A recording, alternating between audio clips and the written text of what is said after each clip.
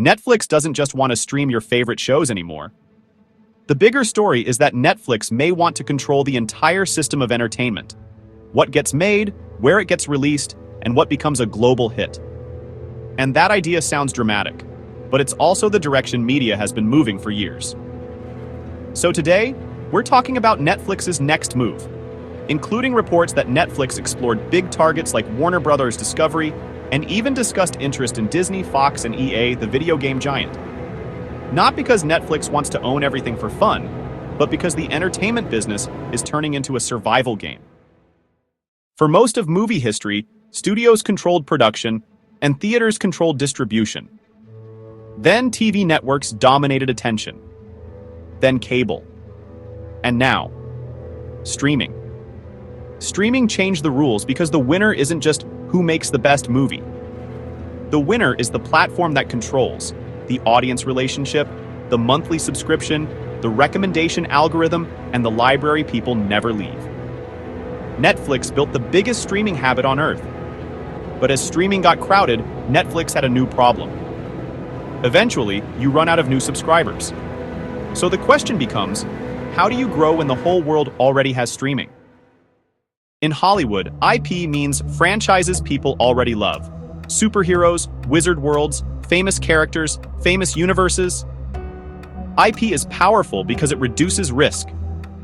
If you release something original, it might flop. But if you release the next chapter of a famous universe, people show up. So if Netflix wants to stay dominant long-term, it has two choices. Option A, keep renting IP through licensing deals. Option B, own the IP forever. And that's why rumors about Netflix trying to buy major companies hit so hard. If Netflix ever tried to acquire a company like Warner Bros. Discovery, the logic is simple. It could instantly gain a massive studio pipeline, legendary franchises and film history, prestige brands that win awards, and a deep library that keeps people subscribed. Think of what Netflix is really buying in that case. Not just movies, not just shows. It's buying a content engine plus an iconic vault. But it also comes with huge downsides. Massive debt, complicated businesses like cable networks, culture clash, tech company versus old school Hollywood, and the biggest one, antitrust. Because if Netflix owns a major studio machine, regulators may ask, does Netflix become too powerful as both the biggest streaming platform and a top studio? Now here's where reports get wild. Netflix allegedly discussed the idea of Disney. Disney is basically the most valuable IP machine in entertainment history. Marvel, Star Wars, Pixar, classic animation, theme parks, ESPN. So why would Netflix even think about it? Because Disney represents the ultimate version of what Netflix needs, a permanent franchise supply. But that same reason makes it almost impossible. Disney is gigantic. Disney is politically sensitive. Disney would trigger extreme antitrust scrutiny, and Disney includes businesses Netflix doesn't really operate. Parks, sports networks, giant consumer products. So if Netflix considered Disney, it's a sign of ambition, but also a sign of how competitive the future feels. Fox is a totally different kind of target.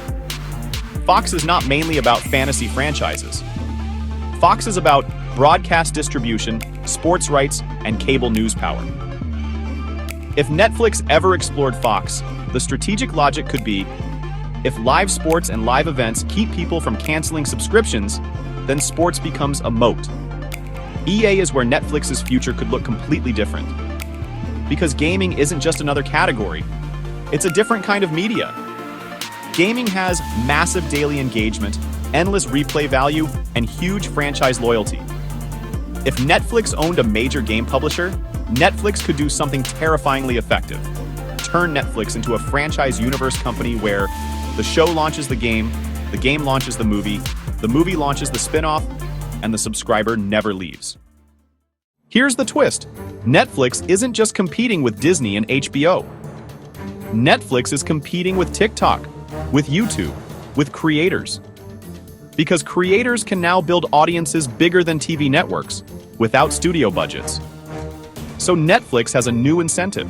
It doesn't just want content, it wants cultural gravity. Buying big studios gives Netflix history and franchises.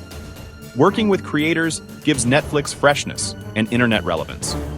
The goal is the same: own attention. Even if a deal makes sense financially and strategically, there's a limit: regulators, unions, audiences, public trust. If Netflix becomes too dominant, people start asking, do creators have enough places to sell their work? Do audiences get real choice? Does one platform shape culture too much? That's why any huge deal would face intense pushback. So here's the real story. Netflix started as the disruptor. But the next phase of streaming isn't disruption. It's consolidation. And the question isn't, will Netflix buy a big company? The question is, do we want entertainment to be controlled by a few mega platforms? Or do we want a world where many companies compete and creators have options? Because the future of media isn't just what you watch. It's who gets to decide what exists.